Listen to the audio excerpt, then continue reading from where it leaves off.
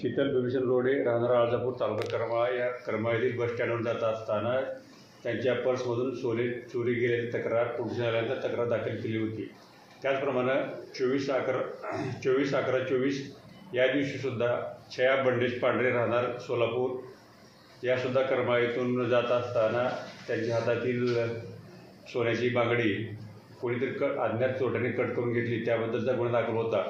या अनुषंगानं मी करमाळा पोलीस स्टेशनच्या DB पथकाला सर्व गोपनीय माहिती आणि तांत्रिक विश्लेषणाच्या आधारे तपास करण्याची सूचना देऊन त्यांनी त्याप्रमाणे तपास केला आणि तपासामध्ये आरोपीनामे सोमनाथ दिलीप काळे, वय 23 वर्षे, खेरगाव, तालुका कर्जत, जिल्हा अहमदनगर या आरोपीला पकडलेला आहे आणि त्यांना कस्टडीमध्ये घेतलेला आहे। त्याच्याकडून त्यांनी 4.5 तोळे सोनं, जवळपास 1,95,000चा माल त्यांनी रिकवर करून दिलेला आहे।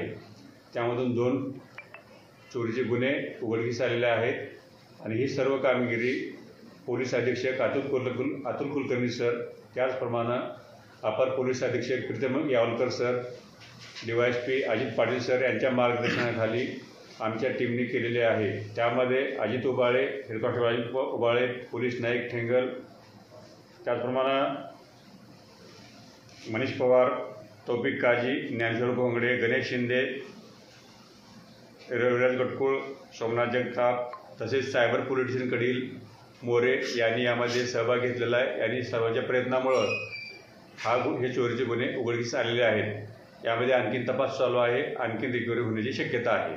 सर, गेल्या काही दिवसापासून एसटी स्टँडवरून चोऱ्याचं प्रमाण वाढले आहे, तुम्ही नागरिकांना काय आवाहन करणार? नागरिकांना माझा सूचना असेल आणि आवाहन असेल की एसटीमध्ये चढत असताना लोक गर्दी करत असतात आणि या गर्दीचा फायदा घेऊन आपल्या गळ्यातील किंवा पर्समधील दागिने हे काढून घेत असतात।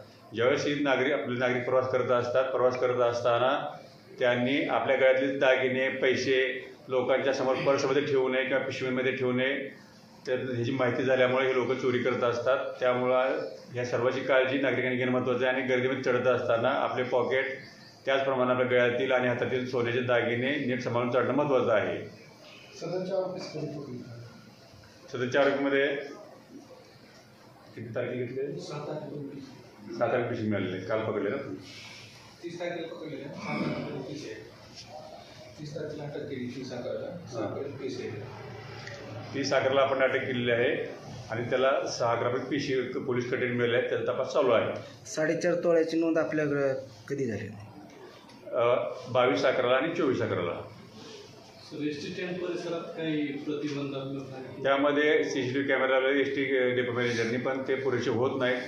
त्याचप्रमाणे त्यांना आणखी कॅमेरा लावण्यासाठी सांगितलेलं आहे आणि आपला एक पोलीस कर्मचारी DBC ते दिलेले आहे सिव्हिल ड्रेसवरती। त्यामुळे ते बघतात, पाहणी करतात आणि कुणी असेल सापडेल त्याला पकडण्याचा ठरवलं आहे। त्यापासून आता चोरीचे गुन्हे कमी झालेले आहेत। सर, करमाळा बस स्टँड या ठिकाणी खऱ्या अर्थानं जे करमाळा आगार आहे त्या ठिकाणी प्रवासी मित्र असणं किंवा इतर करमाळा आगाराकडनं सुविधा पुरवणं प्रवाशांच्या दृष्टीने म्हणजे चोरीचं प्रमाण कमी होण्याच्या काही उपाययोजना त्या ठिकाणी अद्याप दिसून येत नाही। त्यामुळे पोलीस यंत्रणेवर याचा पुढे ताण येतोय। आम्ही काय केलेलं आहे, जे डेपो मॅनेजर आहेत त्यांना सूचना दिलेल्या आहेत, त्यांना भेट म्हणून स्वतः सांगितलेलं आहे की त्याला ह्याच्यामध्ये एसटी स्टँडमध्ये आपले लोक ठेवावे। त्याचप्रमाणे आमचे पोलीस राहणार आहेत, तर त्यांनी त्या सूचनेचं पालन केलेलं नाही। त्याचप्रमाणे आपल्या गावामधनं संगम चौकामधून ज्या मोठ्या बसेस आहेत त्यामुळे रस्त्याच्या ट्रॅफिकचा खूप मोठा प्रॉब्लेम होतो। त्या बसेस, एसटी बसेस आपण यशवंतराव चव्हाण महाविद्यालयाच्या बाजूला वळवल्या तर त्याचा लोकांना त्रास होणार नाही आणि रहदारीचा ट्रॅफिकचा त्रास होणार नाही, अशी सूचना आपण दिलेल्या आहेत। आपल्या पोलिसांबरोबरच एसटी स्टँडचे जे खाजगी कर्मचारी आहेत, कंत्राटी ठेका दिलेले कर्मचारी, ते तिथं बऱ्याचदा उपस्थित नसतात, विशेष करून रात्रीच्या वेळी नियोजन असतात, त्याविषयी देखील सूचना आहेत। त्याच्यामध्ये सुद्धा आम्ही सांगितलेलं आहे। आता आमच्या प्रशासनाच्या वतीनं आमच्या रात्री नाईट राऊंडाची गाड्या असतात, आमचे लोक तिथे थांबलेले असतात, आमची पेट्रोलिंग आहेत, त्यावर आम्ही त्यांना सूचना देतोय किंवा तुमचे लोक त्या ठिकाणी थांबणं महत्त्वाचं आहे। सर, आठवडी बाजारात पण चोरीच्या घटना होत दर आठवड्याला। आता पाठीमागे ज्यावेळेस मला ही माहिती कळाली, 1-2 वेळेस गेलेलं मग ते कानाला आलं होतं। आल्यानंतर आपण आठवडी बाजारामध्ये सुद्धा पेट्रोलिंग ठेवलेलं आहे आणि एसटी स्टँडवरती सुद्धा पेट्रोलिंग ठेवलेलं आहे। त्यामुळे आता ह्या अलीकडच्या भागात काळामध्ये चोरी बाजारच्या ह्याच्यामध्ये चोरीच्या घटना होत नाहीत.